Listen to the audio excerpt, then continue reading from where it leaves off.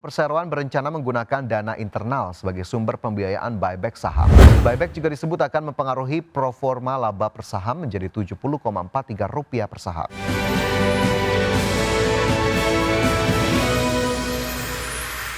Pemirsa, terima kasih Anda masih bersama kami di Market Buzz. Pemirsa, PT Kalbe Pharma Tbk akan melakukan buyback saham dengan nilai Rp250 miliar untuk memberikan keyakinan kepada investor atas nilai saham secara fundamental. Ya, Corporate Secretary PT Kalbe Pharma Tbk, Maria Teresa Fabiola mengatakan periode buyback akan dilakukan selama 3 bulan, tepatnya pada 4 September 2025 hingga 3 Desember 2025. Adapun Perseroan berencana menggunakan dana internal sebagai sumber pembiayaan buyback saham. Perseroan memperkirakan dampak penurunan pendapatan bunga sekitar Rp2,5 miliar usai berakhirnya periode buyback, meskipun penurunan pendapatan tersebut tidak berdampak material terhadap Perseroan. Buyback juga disebut akan mempengaruhi proforma laba per saham menjadi Rp70,43 per saham. Pembelian kembali atau buyback akan dilakukan melalui transaksi di Bursa Efek Indonesia menggunakan jasa perantara pedagang efek. Manajemen juga memberikan fleksibilitas dalam mengelola modal jangka panjang dengan saham treasury dapat dialihkan di masa mendatang dengan nilai optimal untuk meningkatkan nilai bagi pemegang saham.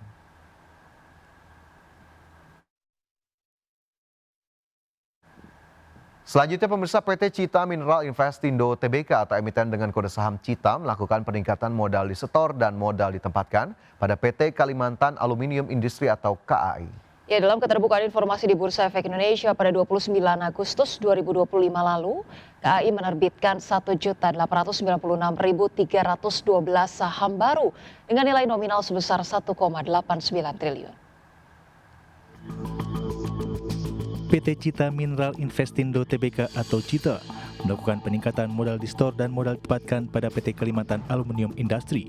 Dalam keterbukaan informasi di Bursa Efek Indonesia pada tanggal 29 Agustus 2025 lalu, PT Kalimantan Aluminium Industri menerbitkan 1.896.312 saham baru dengan nilai nominal sebesar Rp1,89 triliun.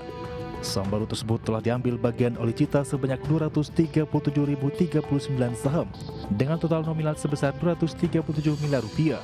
Pemegang saham lainnya juga turut mengambil bagian sesuai dengan porsi kepemilikannya masing-masing atas penerbitan saham baru tersebut.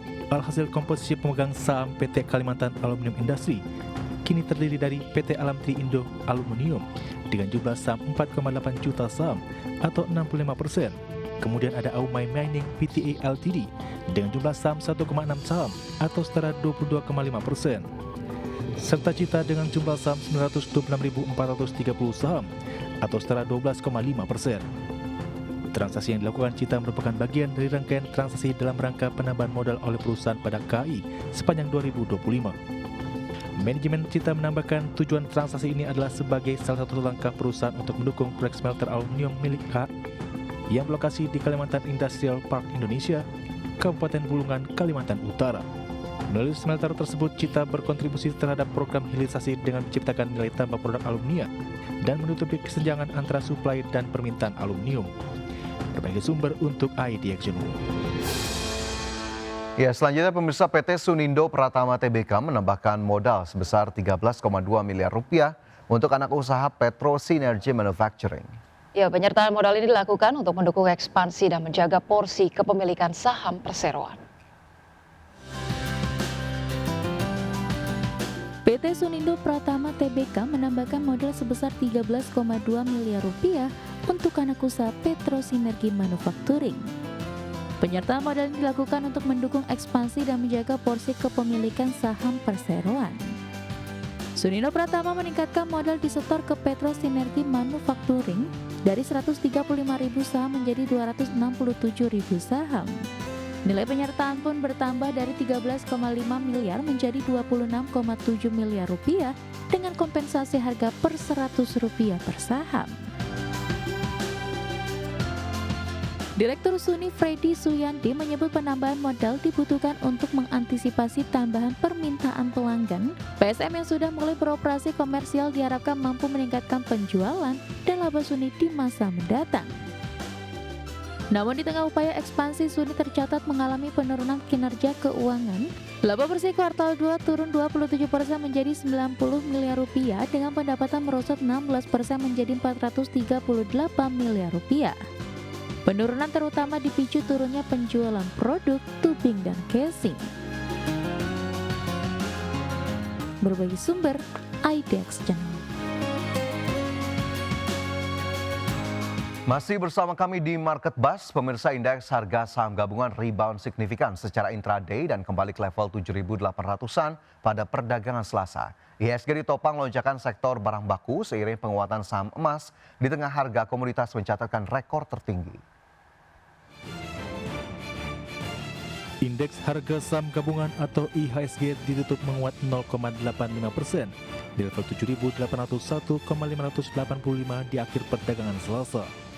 Secara intraday, penguatan IHSG terpangkas usai menyentuh level intraday tertinggi di level 7.842,299 dengan penguatan di atas 1%.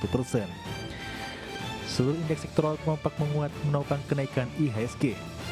Indeks sektoral dengan kenaikan terbesar diantaranya sektor barang baku melesat 4,03%, sektor properti dan real estate naik 2,92%, dan sektor transportasi dan logistik menguat 2,26%. Emiten Holding Bisnis Prajogo Pangestu saham PT Barito Pasifik Tbk atau BRPT ditutup menguat 7,04% di level Rp2.280 per saham dan menyumbang kenaikan 9,32 indeks poin. Lalu diikuti 6 saham emiten tambang emas yang melengkapi 7 besar emiten dengan kontribusi terbesar menjadi penggerak kinerja IHSG.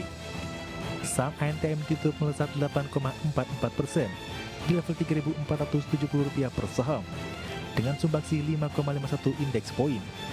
Saham BRMS ditutup melonjak 10,29% ke level Rp525 per saham dengan kontribusi 5,49 indeks poin. Saham AMMN ditutup menguat 1,91% di level Rp8.000 per saham dengan kontribusi 4,7 indeks poin. Emiten alat berat dan tambang emas batubara UNTR naik 5,82% ke level Rp25.900 per saham dengan sumbangsi 4,55 indeks poin. Penguatan saham emiten emas terjadi di tengah harga emas menembus rekor baru intraday tertinggi di Selasa. Di tengah optimisme pemangkasan suku bunga The Fed 25 basis poin di pertemuan September semakin kuat. Merujuk definitif, harga emas sempat menyentuh level $3.508,5 mega per troy ounce di Selasa pagi. Titik ini merupakan rekor tertinggi sepanjang masa dan mengalahkan rekor intraday tertinggi sebelumnya di level 3.500,05 yang tercipta di tanggal 20 April 2025. Harga emas telah naik lebih dari 30% sepanjang tahun ini, menjadikannya salah satu komoditas utama dengan kinerja terbaik. Berbagai sumber untuk IDX Channel.